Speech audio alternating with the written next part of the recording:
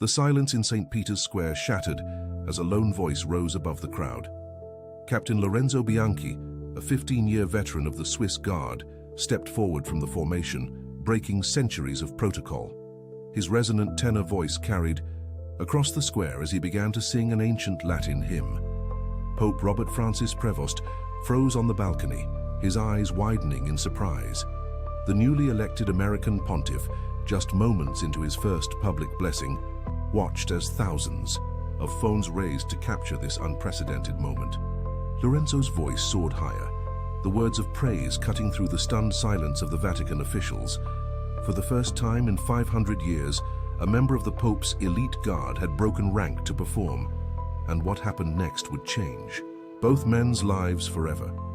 Before we continue, if you enjoy inspirational stories of faith, courage, and unexpected moments that make history, make sure to click that subscribe button. This is the best way for you to support our work. Thank you very much, and let's continue. Captain Lorenzo Bianchi had been preparing for this moment for months, though no one knew it. As the spring sun cast long shadows across the cobblestones of Vatican City on that fateful morning, he had risen before dawn, as he had every day for 15 years. But this day was different. This was the day of the new Pope's first public appearance.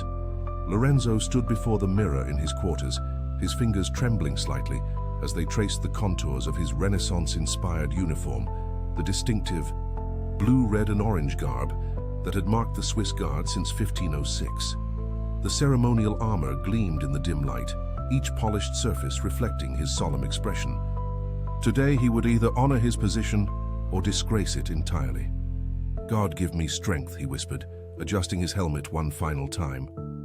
Born in the small alpine village of Bellinzona, Lorenzo had grown up with music as constant as the mountain air. His grandfather, a church choir master for 40 years, had cultivated Lorenzo's remarkable voice from childhood. Every Sunday morning, the boy's clear tenor would rise above the congregation, filling the stone walls of their ancient parish with songs of praise. His future as a singer seemed assured, until duty called him elsewhere. At 18, following a proud family tradition dating back generations, Lorenzo joined the Pontifical Swiss Guard, the world's smallest but oldest standing military force. For 5 centuries, these men had served as the personal protectors of the Pope, their loyalty and discipline legendary. Lorenzo's voice was relegated to private moments, his musical gifts set aside for a higher calling. Until now. As the Swissy Guard assembled in the barracks courtyard that morning, Commandant Victor Müller's voice cut through the crisp air.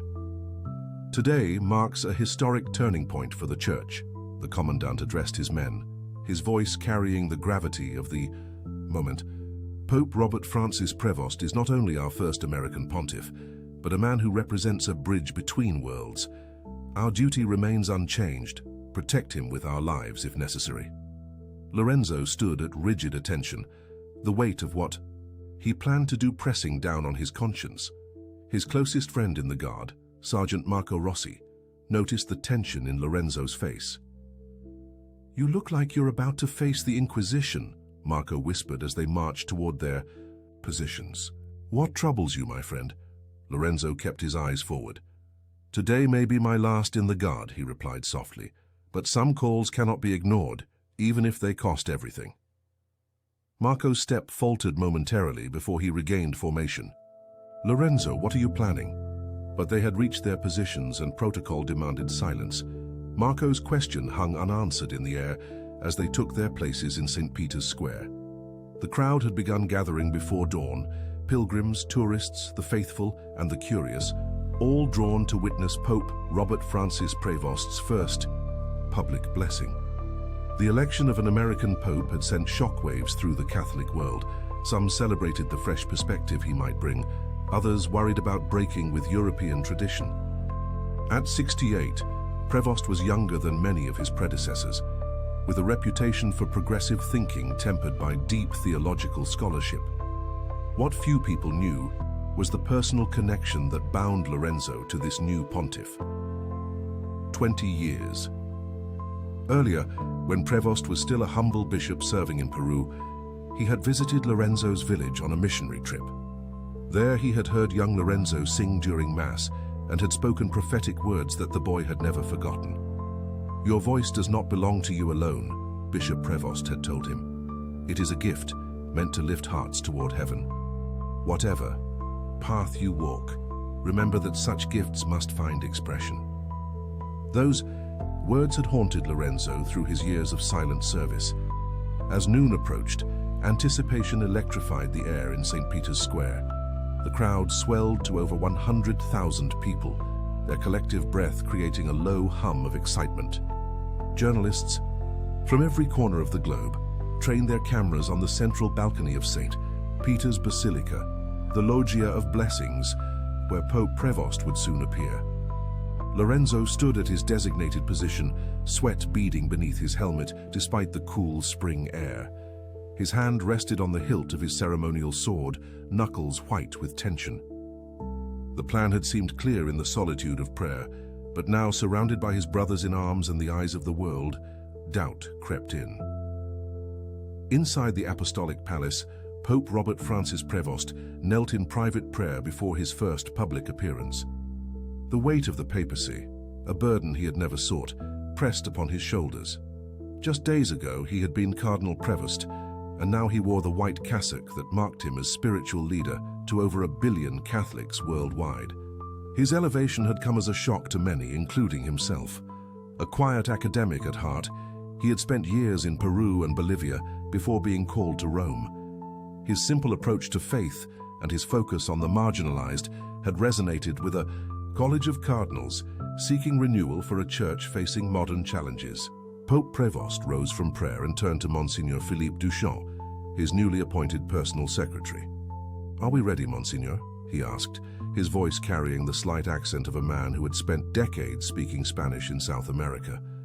"Yes, Your Holiness," Duchamp replied. "The square is full and the world awaits." The Pope nodded, his expression serene despite the magnitude of the moment. "Then let us not keep them waiting." As the papal procession moved through the ornate corridors toward the balcony, no one could have predicted what was about to unfold, least of all the Pope himself.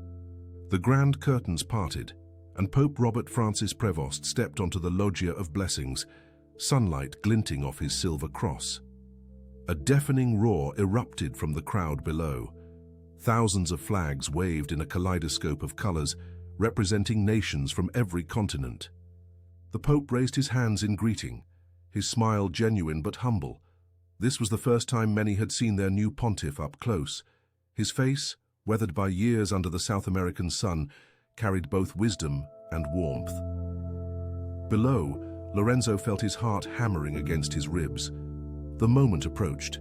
He had positioned himself at the precise spot he had calculated days before, where acoustics would carry his voice most effectively across the square. Pope Prevost began his address, his voice clear and measured through the sound system. "Dear brothers and sisters, I greet you with joy and gratitude. God has called me, despite my limitations, to serve His church in this most humbling of ways." As the Pope continued speaking, Lorenzo closed his eyes briefly, summoning courage. The timing had to be perfect, at the natural pause before the apostolic blessing. Inside the basilica, Cardinal Vittorio Conti, the Vatican Secretary of State, watched the proceedings with a critical eye.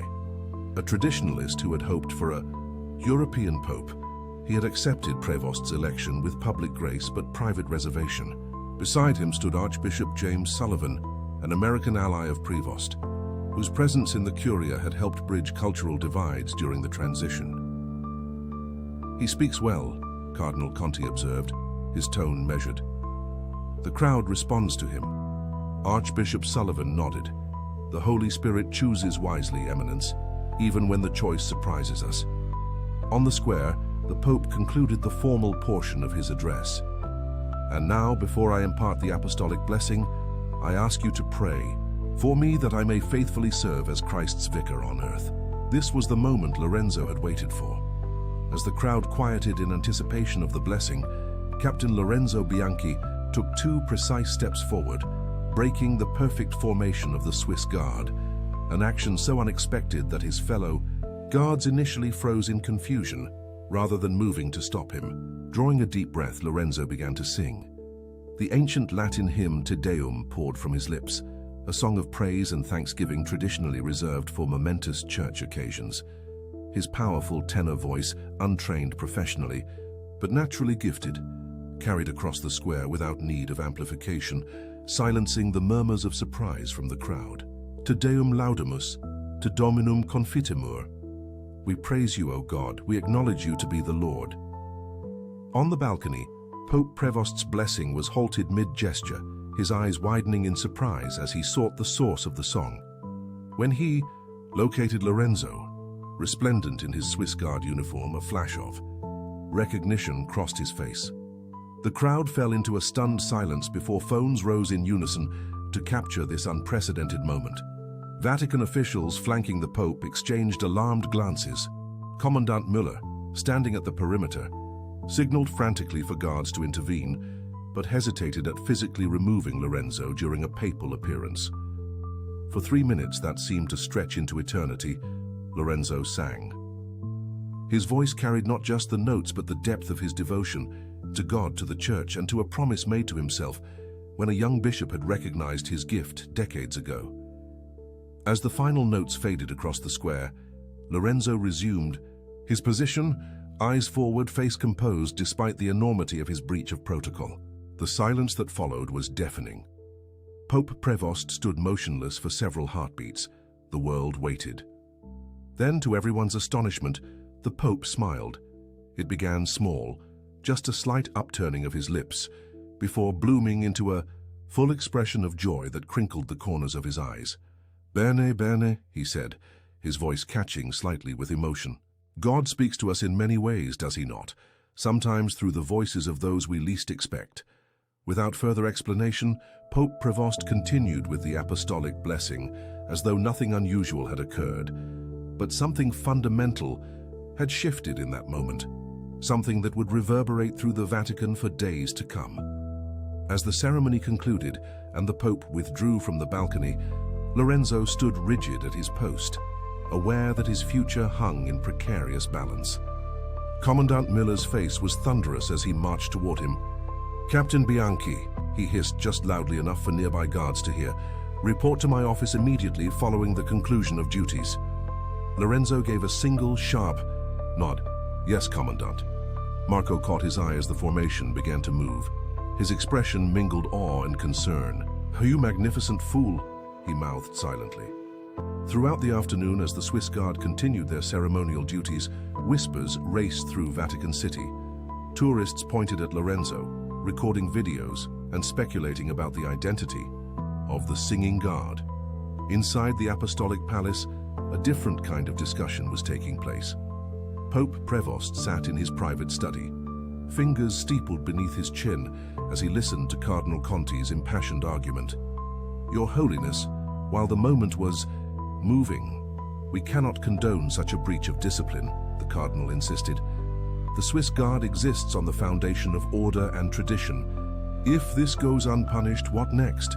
It creates a dangerous precedent." The Pope remained silent, his expression thoughtful. Archbishop Sullivan, also present, offered a different perspective. "Perhaps, Eminence, we might consider the biblical precedent of David dancing before the ark. Not all expressions of devotion fit neatly within protocol." Cardinal Conti's lips thinned. David was king, not a sworn guardian. The situations are hardly comparable. "And yet," Pope Prevost finally spoke, his voice quiet but firm, "there is something to consider here. I would like to speak with this guard. Captain Bianchi, you said." "With respect, Your Holiness," Cardinal Conti protested, "that would undermine the Commandant's authority entirely." The Pope smiled gently. "Then perhaps we should include Commandant Müller in our conversation." He turned to his secretary. "Monsignor Duchamp, please arrange it for tomorrow morning. And," he paused, a distant memory surfacing, "please find out if this Captain Bianchi ever lived in Bellinzona, Switzerland." In the Commandant's austere office, Lorenzo stood at attention, his helmet removed but otherwise still in full ceremonial dress. Commandant Müller paced before him, hands clasped behind his back. 518 years, Müller said, his voice dangerously quiet. 518 years the Pontifical Swiss Guard has served with honor, discipline, and discretion. Never, not once in that history, has a guard broken formation to perform like a common street musician. Lorenzo remained silent, eyes fixed on a point on the wall. Explain yourself, Captain. What possessed you to disgrace your uniform in such a manner? Lorenzo had rehearsed this moment countless times in his mind, yet now that it had arrived, words seemed inadequate. It was not my intention to bring disgrace, Commandant, he said finally, rather to offer the highest honor I could give. Honor? Müller stopped his pacing, incredulous. You call insubordination honor? The Te Deum is a hymn of praise and thanksgiving, Lorenzo continued, his voice gaining strength. With the election of Pope Prevost, I felt called to offer this tribute, in the tradition of my family and my faith. Your feelings do not dictate protocol, Captain, Müller snapped. Your oath was to serve and protect, not to perform. Lorenzo met his commander's gaze directly for the first time. With respect, Commandant, I believe I have fulfilled that oath every day for 15 years. Today, I served in the only way that seemed adequate to the moment. Müller's expression hardened. You are suspended from duty pending formal review. Surrender your sword and insignia.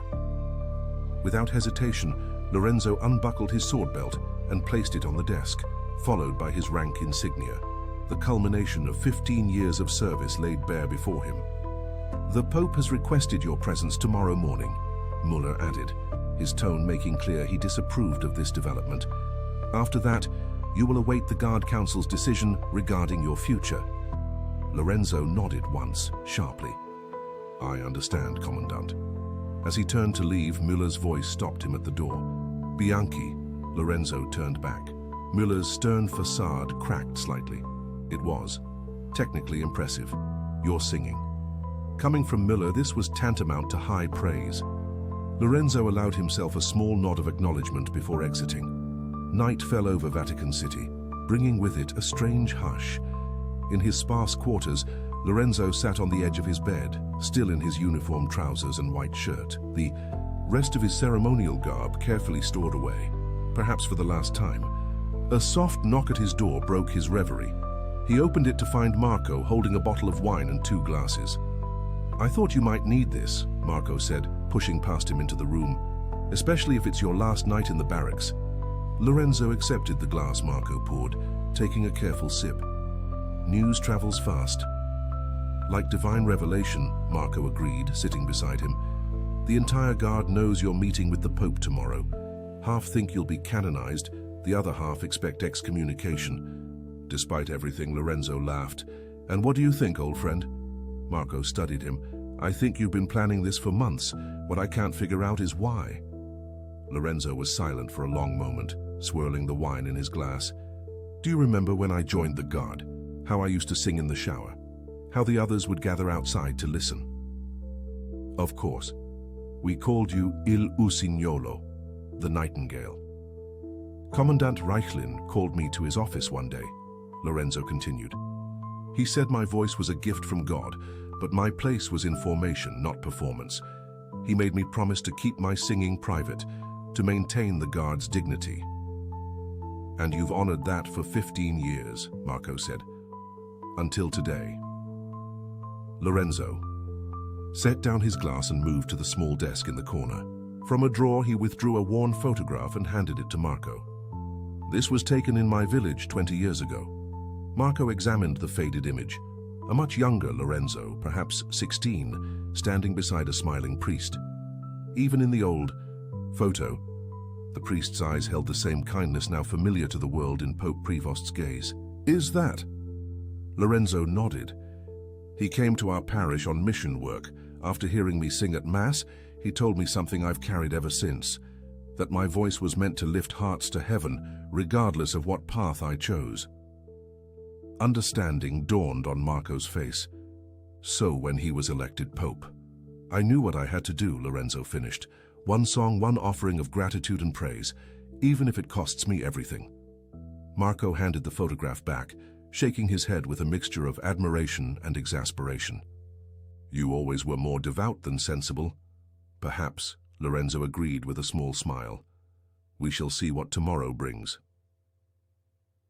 As the first light of dawn crept across Rome, Pope Robert Francis Prevost knelt in private prayer in his chapel. His thoughts turned to the upcoming meeting with Captain Lorenzo Bianchi, a name that had stirred distant memories since Monsignor Duchamp had confirmed what he suspected. This was indeed the boy from Bellinzona, whose voice had moved him to tears 2 decades ago. The Pope's morning had begun as it always did, with prayer and reflection, but today his meditation was interrupted by the weight of the decision before him. Tradition and protocol were the bedrock upon which the Church had weathered centuries of change. Yet so too was the recognition of divine gifts and the courage to use them. At precisely 9 o'clock, Lorenzo was escorted to the papal apartments by 2 fellow Swiss guards, neither of whom would meet his eye. He wore his formal uniform without ceremonial weapons or armor, a reminder of his suspended status. Commandant. Müller walked stiffly beside him, his disapproval evident in every measured step. They were shown into a modest reception room rather than the formal audience chamber, a sign perhaps of the personal rather than official nature of this meeting. Cardinal Conti and Archbishop Sullivan were already present, engaged in quiet conversation that ceased abruptly as the guards entered. Captain Bianchi and Commandant Müller, Your Holiness, announced Monsignor Duchamp from the doorway. Pope Prevost rose from his chair as they entered, an unexpected gesture that caused even the stoic Müller to blink in surprise.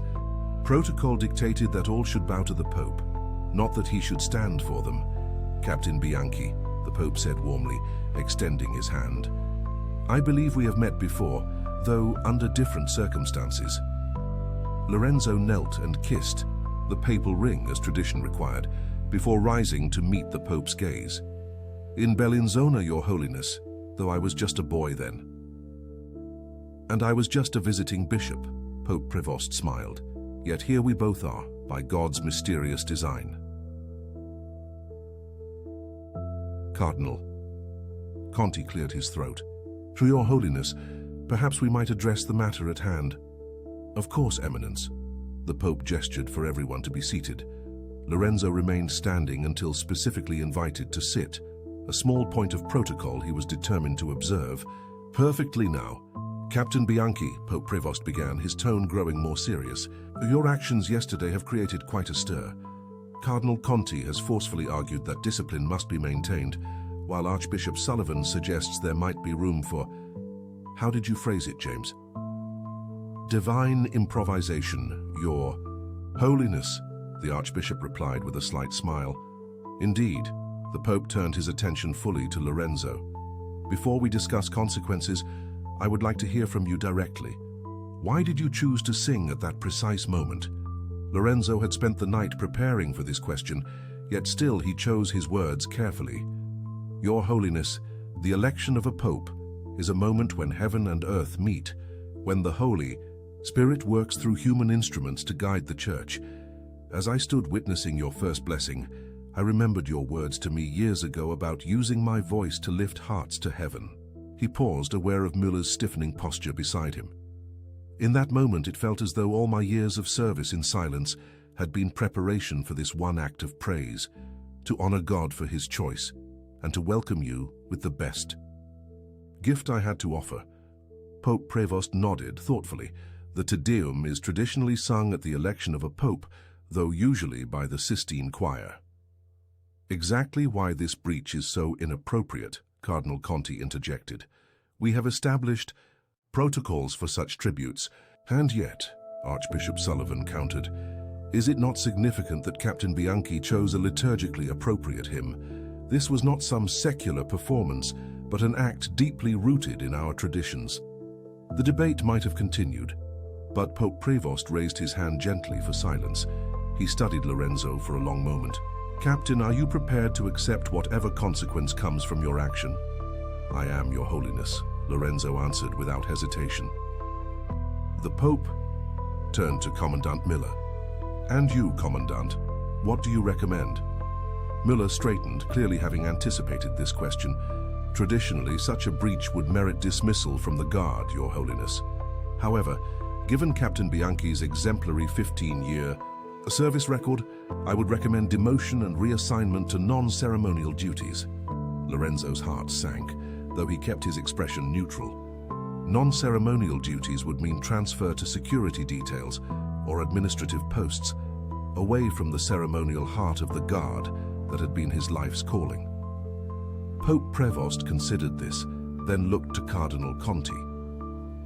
"Eminence, your thoughts?" "The Commandant's recommendation is lenient but acceptable," Conti replied. "The important thing is maintaining the principle that protocol exists for a reason." "Indeed it does," the Pope agreed. "Protocol provides order and continuity, essential qualities in our faith and our institutions." He paused, glancing at the golden crucifix on the wall. Yet Christ himself often surprised those around him by breaking with expected behaviors when a higher purpose called. The room fell silent, all eyes on the Pope as he rose and walked to the window overlooking St. Peter's Square. For several moments he gazed outward, hands clasped behind his back. "I have prayed for wisdom in this matter," he said finally, turning back to face them, "and I believe there is a way to honor both tradition and the unique gifts God gives to each of us." Lorenzo held his breath. "Captain Bianchi will indeed face consequences for breaking formation without permission," Pope Prevost announced. "He will be suspended from ceremonial duties for 1 month, during which time he will undertake a special assignment under the direct authority of the papal household." Cardinal Conti frowned. "What sort of assignment, Your Holiness?" "I am establishing a new initiative, musical, outreach to the marginalized communities of Rome. Captain Bianchi will represent the Vatican in this effort, using his voice to bring comfort and hope to those most in need." Lorenzo couldn't hide his surprise. This was no punishment. It was an opportunity to use his gift in service. "At the conclusion of this month," the Pope continued, "Captain Bianchi may return to his duties with the Swiss Guard, provided, Commandant, that you find his performance satisfactory." Muller bowed his head slightly. "As you wish, Your Holiness." "And one more thing," Pope Prevost added, a gentle smile playing at his lips. "At significant papal celebrations, I would like to establish a new tradition, a solo Te Deum offered by a member of the Swiss Guard, as a symbol of the personal devotion that underlies all our ceremonial traditions." Archbishop Sullivan broke into a broad grin, while Cardinal Conti looked as though he had bitten into something sour, but was determined to swallow it graciously. "Captain Bianchi," the Pope concluded, "your action was both a breach of discipline and an act of faith. The consequences reflect both aspects. Do you accept this decision?" Lorenzo bowed deeply. "With humble gratitude, Your Holiness." As the meeting concluded and they prepared to leave, Pope Prevost stopped Lorenzo with a gentle hand on his arm. "That day in Bellinzona," he said quietly, "your voice reminded me why I had become a priest, to help others find their way to express the divine within them. Perhaps your song yesterday was God's way of reminding me why I must now be Pope." In the weeks that followed, Lorenzo's story spread far beyond Vatican walls. What had begun as a potential scandal transformed into something unexpected, a symbol of authentic faith transcending rigid structures. The media initially painted him as a rebel, then as something of a celebrity. The singing Swiss Guard became a viral sensation, with millions viewing the video of his impromptu performance. But those who encountered Lorenzo in his new mission found something deeper than fame. Every day, he ventured into Rome's forgotten corners, homeless shelters, hospices, refugee centers, and prisons. Dressed not in his guard uniform but in simple civilian clothes with only a small Vatican insignia, he brought music to those rarely touched by the Church's formal beauty. In E, a hospice for the terminally ill, he sang gentle lullabies to an elderly woman who hadn't spoken in months. Tears streamed down her face as she whispered, "Just like my mother used to sing." At a center for refugees, he taught children songs in their native languages, creating a choir that blended traditions from Syria, Eritrea, and Afghanistan with Italian melodies. In Rome's largest prison, hardened inmates fell silent as his voice echoed through the concrete halls, offering a moment of transcendence in lives defined by confinement. Marco visited him one evening after a performance at a homeless shelter, watching from the back as Lorenzo led a group in singing a simple folk hymn. "You seem more yourself than I've ever seen you," Marco observed as they walked back toward Vatican City. "Even in uniform, you never looked so aligned with your purpose." Lorenzo considered this. The uniform was always an honor to wear, but perhaps we serve best when we bring our whole selves to the service. "The guard isn't the same without you," Marco admitted. "Müller would never say it, but he checks the calendar daily, counting down to your return." Lorenzo laughed. "Tell him I still polish my halberd every morning out of habit." "Will you come back?" Marco asked suddenly. "You could pursue music professionally now. You've had offers, I hear." Lorenzo stopped walking, looking up at the dome of St. Peter's Basilica gleaming in the distance under the evening sky. "My place is still there," he said with certainty. "But perhaps a different version of me will return, one who has learned that true discipline sometimes requires the courage to break tradition in order to honor its deeper purpose." On the final day of Lorenzo's special assignment, he was invited to perform at a papal audience for healthcare workers. In the Paul VI audience hall, he stood beside the Pope's chair as Prevost introduced him to the assembled crowd. "Before we conclude, I wish to share with you a gift," the voice of Captain Lorenzo Bianchi, who reminds us that the most powerful acts of healing often transcend protocols and procedures. Lorenzo stepped forward and sang Franz Schubert's Ave Maria, not with the dramatic flair of an opera performer, but with the sincere devotion of a man who understood that his voice was merely a channel for something greater than himself.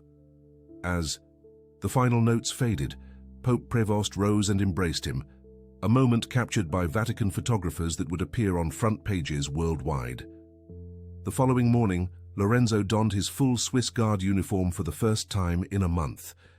Each piece felt both familiar and somehow new: the blue, red, and orange fabric, the gleaming breastplate, the white gloves, and ceremonial sword. He studied his reflection, noting how the man in the mirror appeared simultaneously the same and profoundly changed. When he reported for duty at the Apostolic Palace, his fellow guards welcomed him with solemn nods that couldn't quite hide their smiles. Commandant Müller inspected him with meticulous attention to detail, finding not a thread out of place. "Captain Bianchi," Müller said formally, "the Pontifical Swiss Guard welcomes your return to ceremonial duties." He paused, then added in a lower voice, "The Pope has approved a new protocol. On Easter Sunday, you will sing the Te Deum during the blessing. This will become an annual tradition, with auditions held for other guards who may possess similar talents." Lorenzo masked his surprise with a crisp salute. "Thank you, Commandant." As he took his position at the entrance to the papal apartments, Lorenzo caught sight of Cardinal Conti and Archbishop Sullivan passing through the corridor. The Cardinal offered a curt nod, the closest thing to approval Lorenzo could expect, while the Archbishop grinned broadly and gave a discreet thumbs up. Later that afternoon, as the sun began its descent over the Eternal City, Pope Robert Francis, Prevost, conducted his regular walking meditation in the Vatican gardens. Spotting Lorenzo standing guard at the garden entrance, he paused. "Walk with me a moment, Captain," he requested, dismissing the papal gentleman who normally accompanied him. They strolled in silence through paths lined with ancient olive trees and precisely trimmed hedges, the only sound the gentle crunch of gravel beneath their feet. "I have been thinking about your journey these past weeks," the Pope finally said, "about how a single moment of divine inspiration led to such unexpected fruits." Lorenzo listened respectfully. "The Church is often accused of being trapped in its traditions," Pope Prevost continued. "Too slow to change, too rigid in its ways. Sometimes this criticism is justified." He gestured to the Renaissance splendor of St. Peter's Basilica, visible above the garden walls. "But at our best, we know that tradition is not a museum to preserve the past, but a living fire to illuminate the present." They reached a small fountain, where the Pope paused to watch the play of water in the late afternoon light. "Your song that day, it was this living tradition, ancient words, ancient melody, yet newly born in that moment." He turned to Lorenzo with a gentle smile. "I believe God orchestrated our paths crossing twice in one lifetime, for a purpose greater than either of us fully understands yet. Lorenzo was moved by the Pope's candor. "I am honored to have played any role in God's plan, Your Holiness. As the Church faces the challenges of this modern age," Pope Prevost said, resuming their walk, "we will need more moments like this, faithful innovation that honors the past while speaking to the present. Your voice has become a symbol of this possibility." As their paths diverged, the Pope continuing his meditation, Lorenzo returning to his post, Pope Prevost left him with a final thought. The Swiss Guard's motto is "Acriter et fideliter," fiercely and faithfully. Your actions have given those ancient words new meaning for our time. 6 months later, Vatican City prepared for Christmas Eve Mass, Pope Prevost's first Christmas as pontiff. St. Peter's Basilica gleamed with thousands of candles, the scent of incense hanging in the air as the faithful filled every available space. Lorenzo stood at attention in his position near the altar, now fully restored to his rank and responsibilities. The events of that spring day had faded from headlines, but their impact continued to ripple through the Vatican in subtle ways. 3 other Swiss Guards had revealed musical talents and now participated in a small scholar that gathered weekly. More significantly, Pope Prevost had established a new division for cultural outreach, continuing the work Lorenzo had begun during his special assignment. As midnight approached and the grand procession entered the basilica, Lorenzo caught sight of familiar faces in the congregation. His parents, who had traveled from Bellinzona, Marco, off duty and seated with his family, even his old choirmaster. Grandfather, now in his 90s but determined to witness this night. The Mass proceeded with all the solemn grandeur of Vatican tradition, yet touched with the distinctive warmth Pope Prevost had brought to ceremonial occasions. As the liturgy neared its conclusion, the Pope stepped from his throne and moved to the microphone. "Before we conclude this celebration of our Savior's birth," he addressed the congregation and the millions watching via broadcast, "I wish to share a reflection. 2,000 years ago, angels sang to announce Christ's arrival to simple shepherds. Tonight we continue this tradition of proclaiming the divine through human voices." He gestured toward Lorenzo, who had been forewarned of this moment. "Captain Lorenzo Bianchi of the Pontifical Swiss Guard will offer a Christmas hymn, reminding us that we all stand as both guardians of tradition and bearers of new expressions of timeless faith." Lorenzo moved forward, feeling the weight of every eye upon him. No longer breaking protocol but fulfilling it, he stood before the papal altar and began to sing Cantique de Noël, O Holy Night. His voice soared through the ancient basilica, reaching to the very height of Michelangelo's dome. As he sang the final verse, "Christ is the Lord, O praise his name forever," other voices joined his own. First, the 3 guards from the newly formed Schola, then members of the Sistine Choir, and finally, Pope Prevost himself, his warm baritone blending with the others in perfect harmony. In that moment, past and present merged in a single expression of faith. The strict boundaries between protector and protected, leader and follower, dissolved in shared purpose. When the final notes faded into reverent silence, Lorenzo returned to his position, once again the disciplined guard. But something fundamental had been transformed, not just for him, but for the institution he served. As Pope Robert Francis Prevost offered the final blessing, his eyes met Lorenzo's briefly across the crowded basilica. No words were necessary between them.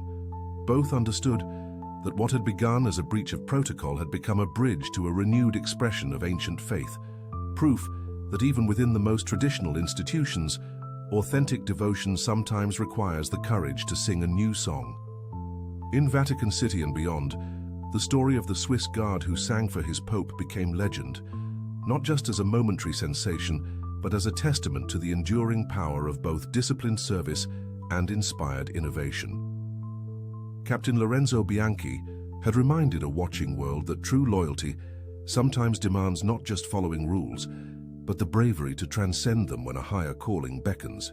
And in the years that followed, whenever visitors to St. Peter's Square noticed a particular Swiss Guard standing at attention, his discipline impeccable, his devotion evident, they would whisper to each other, "That's him, the one who sang." And in that simple recognition, lived the truth that had always been at the heart of faith, that the most profound traditions remain alive only when they continue to sing through the authentic voices of those who guard them.